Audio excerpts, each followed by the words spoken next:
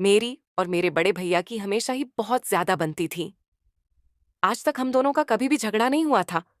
मुझे कोई भी चीज पसंद आती थी तो भैया मुझे वह चीज झट से लाकर दे देते थे, और भैया को कोई चीज की जरूरत होती थी तो मैं हमेशा उसकी मदद करती थी। पापा से कोई भी बात मनवानी होती थी तो मैं पापा को भैया की अच्छाई के बारे में बातें कर करके उनकी तरफ से हाँ करवा देती थी।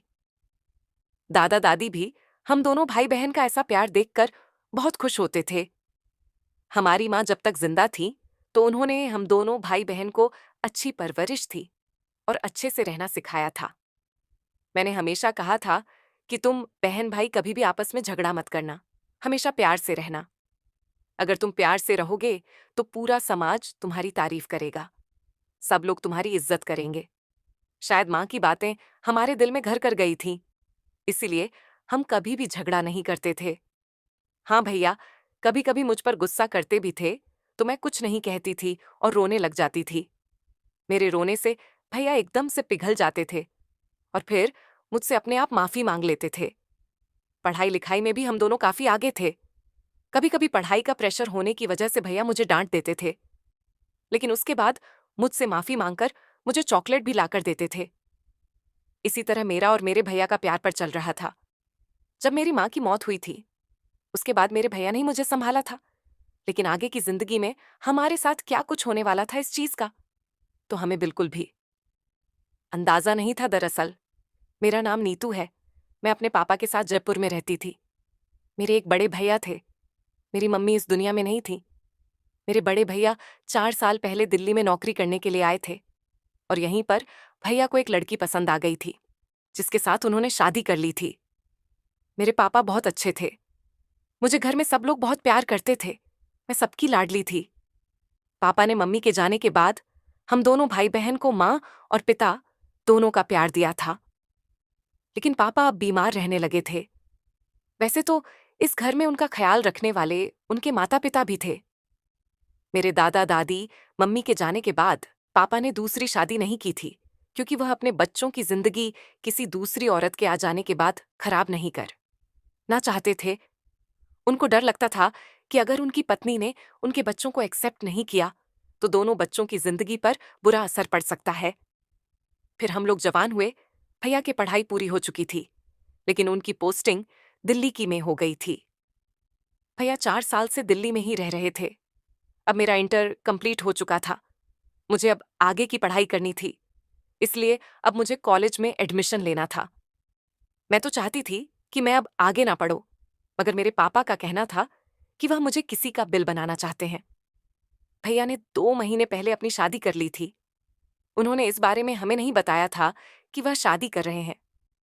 शादी करने के बाद जब हमें पता चला तो भैया की इस हरकत पर पापा बहुत नाराज हुए थे और इस दौरान उन दोनों की बोलचाल भी बंद हो गई थी। आखिरकार भैया पापा के इकलौते बेटे थे।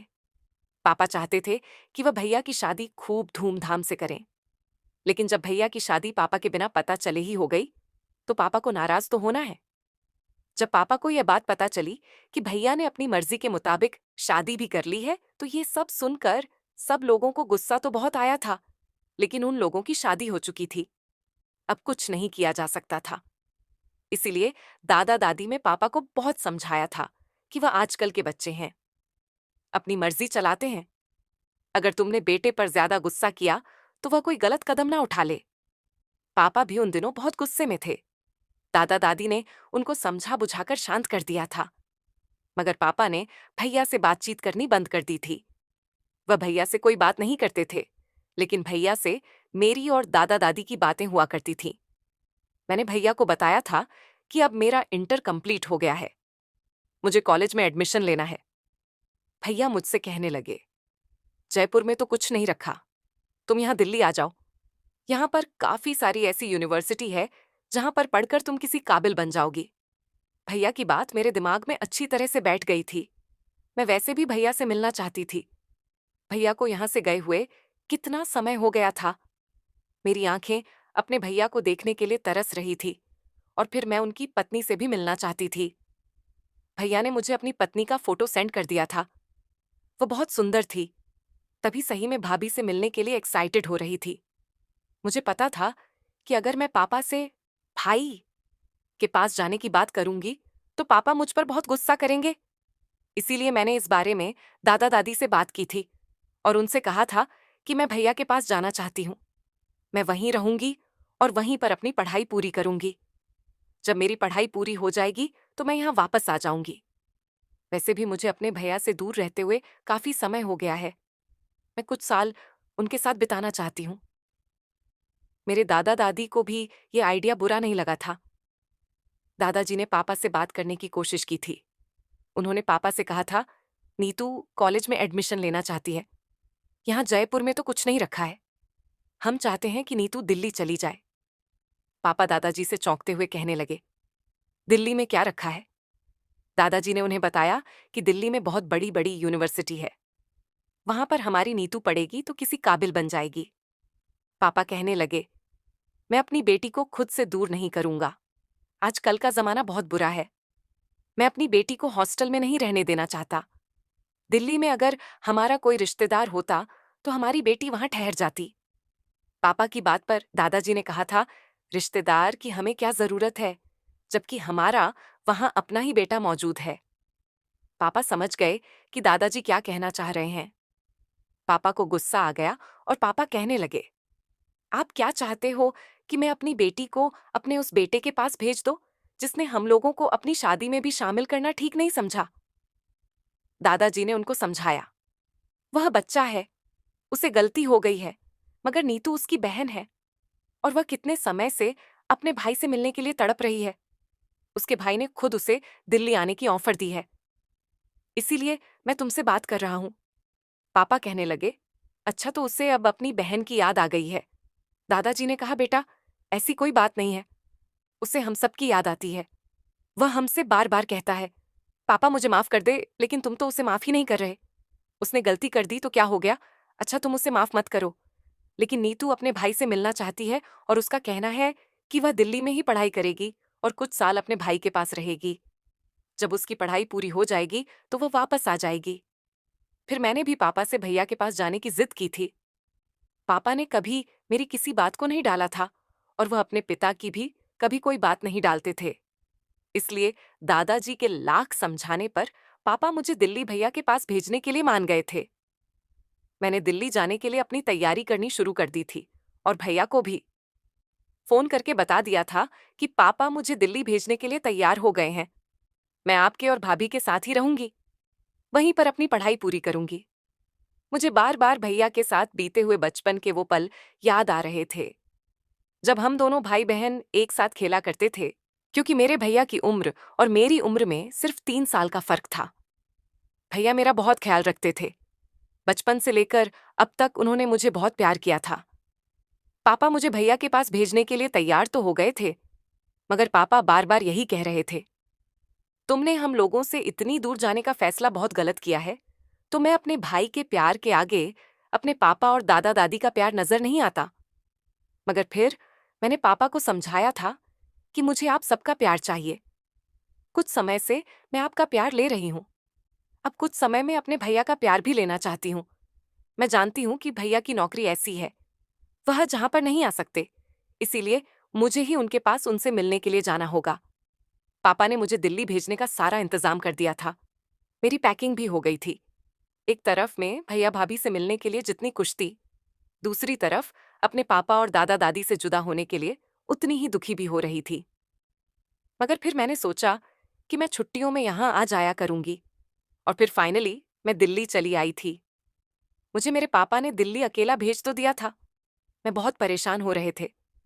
मैंने उनको समझाया था कि मैं कोई दूध पीती बच्ची नहीं हूं जो दिल्ली तक अकेली नहीं जा सकती। भैया मुझे स्टेशन पर लेने के लिए आ गए थे। भैया को इतने सालों बाद देखकर मुझे बहुत खुशी हुई थी और फिर भैया मुझे अपनी गाड़ी में बिठाकर अपने घर ले गए। ये भैया का 3 कमरों वाला फ्लैट था। ये फ्लैट अंदर से बहुत सुंदर था। मैं तो भैया का घर देखकर बहुत खुश हुई थी। भैया ने मुझे बैठने के लिए कहा और उन्हें भाभी को आवाज लगाई और पानी लाने को कहा था। भैया ने मुझसे कहा था, मैंने तुम्हारा कमरा तैयार करवा दिया है, तुम वहां जाकर आराम से रहना, कल हमको ले जाकर तुम्हारा एडमिशन करवा देंगे। भाभी मेरे लिए पानी लेकर आई थी। ये देखकर मैं सच में बहुत खुश हुई थी कि मेरी भाभी जी अपनी फोटो में सुंदर दिखती थी। उससे कई गुना सुंदर हकीकत में थी। मैंने उन्हें गले लगा लिया था। वह भी मुझे देखकर बहुत खुश हो रही थी। मेरे भैया ने उनको मेरे बारे में काफी कुछ बताया हुआ था। उन्होंने मेरी पसंद का खाना बनाया था और मेरा हर तरह से ख्याल रखा था। खाने का टाइम हो गया था, इसलिए भाभी ने खाना लगाना शुरू कर दिया था। हम लोग खाने की टेबल पर बैठ गए थे। तभी भैया भाभी से कहने लगे, आओ तुम भी बैठकर खाना खा लो। भाभी कहने लगी, पहले मैं सूरज को तो बुला लूं। भैया कहने लगे, अच्छा ठीक है, बुलाओ, वह भी हम लोगों के साथ खाना खा लेगा। सूरज कौन है यह सवाल मैंने अपने भैया से किया था। भैया कहने लगे, सूरज तुम्हारी भाभी का भाई है। इन दोनों भाई बहनों का इस दुनिया में एक दूसरे के अलावा कोई भी नहीं है। इसीलिए शादी के बाद तुम्हारी भाभी सूरज को यही लेकर आ गई थी।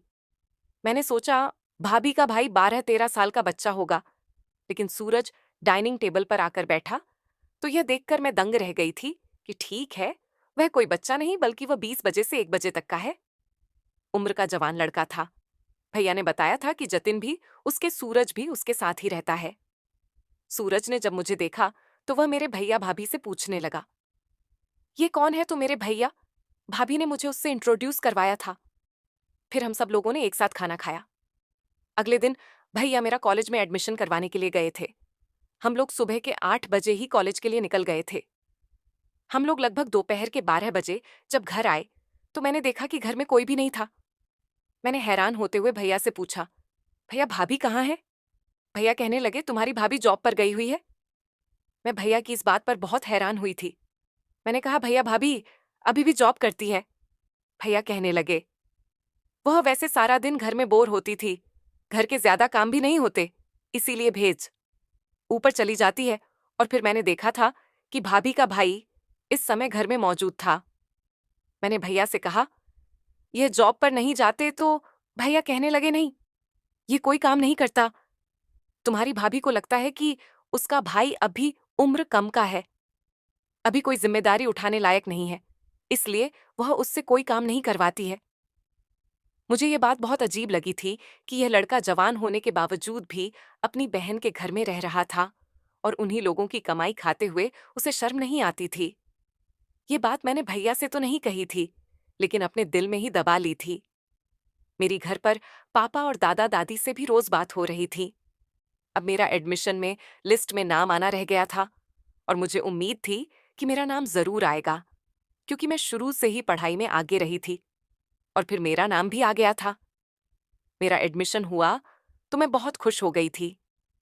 मैंने ये खुशखबरी सबसे पहले कॉल करके अपने घर पर बताई थी।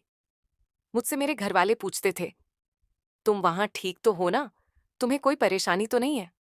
वहां रहते हुए मैं उन लोगों से कहती कि मैं बिल्कुल ठीक हूं। भैया भाभी मेरा बहुत ख्याल रखते हैं, आप मेरी फिक्र ना करें। कुछ समय गुजरने के बाद मैंने कॉलेज जाना शुरू कर दिया था। मैं अपने कॉलेज में आकर बहुत खुश थी, क्योंकि यहाँ पर मेरे नए नए फ्रेंड्स भी बनने वाले थे। यहाँ पर गर्ल्स और बॉयज एक साथ पढ़ते थे। मेरी वहाँ पर कुछ लड़के और लड़कियों से दोस्ती भी हो गई थी। मैं उनके साथ कॉलेज में पढ़ाई करने के साथ साथ खूब मस्ती भी किया करती थी। कॉलेज में एक लड़का था जो मेरा दोस्त बन गया था। उसका नाम राहुल था। राहुल हम सारे ही फ्रेंड से बहुत हंसी मजाक करता था और उससे बात करने के बाद हमें बहुत मजा आता था। एक दिन बहुत तेज बारिश पड़ रही थी। जब मैं कॉलेज से घर पहुंची तो मैं काफी भीग चुकी थी। मैंने भैया के घर का दरवाजा बजाया तो दरवाजा सूरज ने खोला था। मैं उसे देखकर घर के अंदर चली गई, क्योंकि मैं उससे कोई बात नहीं करती थी। वह मुझे आवाज लगाकर रोक नहीं लगा और कहने लगा, तुम तो बहुत भीग गई हो, तुम्हें तो कपड़े चेंज कर लेनी चाहिए। मैंने कहा, हाँ, मैं कपड़े ही चेंज करने के लिए जा रही हूं। तभी उसने मुझसे कहा, रुको, मुझे तुमसे एक जरूरी बात करनी है। मैं उसकी बात पर रुक गई थी। फिर वह टावर लेकर आया और कहने लगा, पहले अपने बालों का पानी सुखा लो, क्योंकि तुम्हारे बालों में से बहुत सारा पानी निकल रहा है, कहीं तुम बीमार ना हो जाओ। ये कहते हुए वह टॉवल मेरे मुझसे दूर बच रही थी, मगर वह बार बार मुझे टच करने की कोशिश कर रहा था। मैंने जल्दी से उसे पीछे रहने के लिए कहा और मैं अपने कमरे में आ गई थी। मुझे सूरज की यह हरकत बिल्कुल भी अच्छी नहीं लगी थी। रात को जब भैया भाभी घर आए तो मैंने उनको सूरज की इस हरकत के बारे में नहीं बताया था, क्योंकि मैंने सोचा था इतनी छोटी सी बात पर मुझे इसकी शिकायत नहीं करनी चाहिए। उधर कॉलेज में भी मैं अपने फ्रेंड्स के साथ बहुत मस्ती किया करती थी। खैर एक दिन जब मैं अपने कमरे से निकल रही थी तो भाभी के कमरे पर मेरी नजर पड़ी। उसके अंदर भाभी का भाई सूरज भाभी के लिपटा हुआ था और उनके गालों पर किस कर रहा था। यह देखकर मुझे बड़ा ही अजीब लगा कि एक भाई अपनी बहन के साथ ऐसा कैसे कर सकता है। फिर वह दोनों एक दूसरे से बातें करने लगे कि यह लड़का कितना बेवकूफ है, आज तक इसे बेवकूफ बनाते आए हैं, इसे खबर तक नहीं हुई, आगे भी ऐसे ही बेवकूफ बनाते रहेंगे। हम दोनों ऐश भरी जिंदगी जीते रहेंगे और यह कमाता रहेगा। बड़े ही ठाठ है। इस घर में तो यह सुनकर मुझे बड़ा ही अजीब लगा। मुझे दाल में काला नजर आने लगा। तभी मैंने सोचा कि इनका राज तो मुझे जानना ही चाहिए। इसीलिए मैंने एक छोटा सा कैमरा लिया और भाभी और सूरज के कमरे में लगा दिया। तभी उस कैमरे में जो कुछ भी रिकॉर्ड होता वह मैं देख लेती। एक रोज जब भाभी सूरज के कमरे में जाकर कुछ बातें कर रही थी तो वह रिकॉर्ड हो गई। मैंने वह कैमरा निकालकर अपने लैपटॉप में चलाया तो भाभी उससे कह रही थी कि मैं तो तुमसे बहुत प्यार करती हूँ। हम दोनों के प्यार को परिवार वालों ने तो एक्सेप्ट नहीं किया, लेकिन इस बेवकूफ आदमी से शादी करके हम दोनों ऐस भरी जिंदगी जी रहे हैं। वह रिकॉर्डिंग जब मैंने भैया को सुनाई तो भैया गुस्से में आग बबूला हो गए और उन दोनों की पिटाई करना शुरू कर दिया और फिर उन दोनों को पुलिस के हवाले करने लगे। तभी भैया ने भाभी से कहा कि मैंने तुमसे कितना प्यार किया, तुम्हारे लिए अपने परिवार वालों को छोड़ दिया, लेकिन तुमने मेरे साथ विश्वासघात किया। तुमने अपने प्रेमी को अपना भाई बनाकर रखा। तभी भाभी ने अपने हाथ जोड़ लिए और कहने लगी कि दरअसल हम दोनों एक दूसरे से बहुत प्यार करते थे, लेकिन हमारे घर वालों ने इसे एक्सेप्ट नहीं किया, तो हम लोगों ने चाल खेली। मैं तुम्हारी पत्नी बनकर इस घर में आ गई और इसे अपना भाई बनाकर ले आई। अब हर रात में तुम्हें नींद की दवाई देकर सुला देती थी और उसके कमरे में इसके साथ अयासी करती थी और हम दोनों आराम से बैठे तुम्हारे पैसों पर ऐश कर रहे थे, लेकिन तुम्हारी बहन ने सारा भांडा फोड़ दिया। अब उन लोगों को पुलिस ले जा चुकी थी। अब मैं भैया को जब घर लेकर आई और पापा को सारी सच्चाई बताई तो पहले तो पापा को गुस्सा आया कि जब बड़ों की मर्जी के बिना कुछ करोगे तो ऐसा ही होगा, लेकिन भैया पहले से ही बहुत टूट चुके थे तो उन्हें और डांटना ठीक नहीं था। इसीलिए पापा ने उन्हें प्यार से गले से लगाया और कहा कि जो भी हुआ तुम भूल जाओ। अब मैं तुम्हारी शादी एक ऐसी लड़की से करूंगा जो दिल जान लगाकर तुमसे प्यार करेगी। तुम बस फिक्र मत करो। अब भैया भी कुछ दिनों के बाद ये बात भूलने लग गए थे, लेकिन मैं उस हादसे को नहीं भूली थी, क्योंकि मुझे बिल्कुल भी चैन नहीं मिल रहा था कि एक औरत होकर ही ऐसा कर सकती है। क्या मेरे इतने सीधे साधे भोले भाले भैया के साथ उस औरत ने यह सब करते हुए एक बार भी उसकी रूह नहीं कांपी? धन्यवाद।